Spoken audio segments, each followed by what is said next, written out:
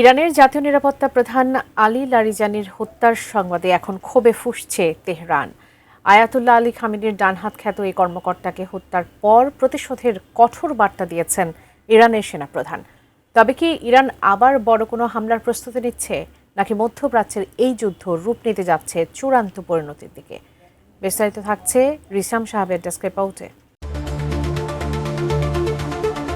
মধ্যপ্রাচ্যের দেশ ইরানের দিনলিপি থেকে রক্তের দাগ শুকানোর সুযোগ যেন মিলছেই না।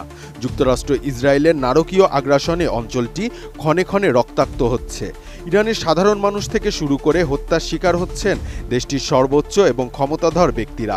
দখলদার বাহিনী ইসরায়েল এবং যুক্তরাষ্ট্রের হামলায় এবার হত্যা হয়েছেন ইরানের অন্যতম ক্ষমতাধর কর্মকর্তা আলী লারিজানি। তারপর থেকেই যেন প্রতিশোধের আগুনে জ্বলছে তেহরান। ইরানের সর্বোচ্চ নিরাপত্তা সংস্থার প্রধান আলী লারিজানিকে হত্যার চূড়ান্ত প্রতিশোধ নেওয়ার হুমকি দিয়েছেন ইরানের সেনাপ্রধান মেজর জেনারেল আমির হাতামি। বিবৃতিতে ইরানি সেনাপ্রধান বলেছেন, আলী লারিজানি এবং অন্যান্য শহীদদের হত্যার প্রতিশোধ নেওয়া হবে। উপযুক্ত সময়ে এবং স্থানে অপরাধী যুক্তরাষ্ট্র এবং রক্তপিপাসু শাসক গোষ্ঠীকে একটি চূড়ান্ত প্রতিরোধমূলক এবং দুঃখজনক জবাব দেবে ইরান। ইরানের প্রতিরক্ষা বাহিনী আইআরজিসি পৃথক এক বিবৃতিতে জানিয়েছে, আলী লারিজানি হত্যার প্রতিশোধ নিতে ইতিমধ্যে ইসরায়েলের কেন্দ্রস্থলে একগুচ্ছ ক্ষেপণাস্ত্র নিক্ষেপ করেছে তারা। এর আগে ইরানের রাজধানী তেহরানে বিমান অভিযান পরিচালনা করে ইসরায়েলি বাহিনী। সেই অভিযানে লক্ষ্যবস্তু করা হয় আলী লারিজানিকে। হামলার পর তাৎক্ষণিক এক প্রতিক্রিয়ায় ইসরায়েলের প্রতিরক্ষা বাহিনী বলেছিল লারিজানি নিহত অথবা আহত হয়েছেন। এরপর লারিজানির মৃত্যুর খবর নিশ্চিত করে ইরান। উন্নত মানের কাঁচামাল আরআইএল অ্যাঙ্গেল এন্ড চ্যানেল। এখন কাঠের দিন শেষ, আরআইএল এর বাংলাদেশ।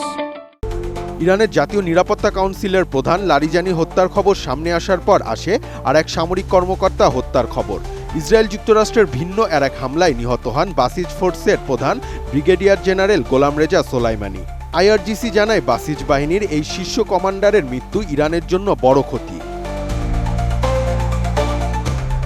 এর আগে আলী লারিজানি আশঙ্কা করেছিলেন যুক্তরাষ্ট্র 9/11-এর মতো ভয়াবহ এক ঘটনা ঘটিয়ে তার দায় ইরানের ওপর চাপানোর ষড়যন্ত্র করছে।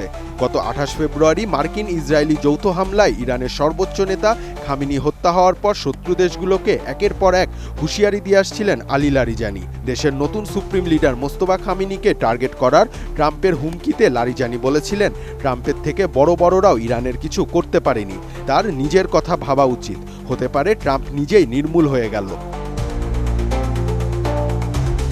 কিছুদিন আগে ইরানের সর্বোচ্চ নেতা মোস্তফা খামেনি সহ দেশের প্রশাসনের শীর্ষ 10 জন কর্মকর্তার ছবি প্রকাশ করে ট্রাম্প। এমনকি তাদের ধরিয়ে দেওয়ার জন্য পুরস্কার ঘোষণা করেছিল যুক্তরাষ্ট্র।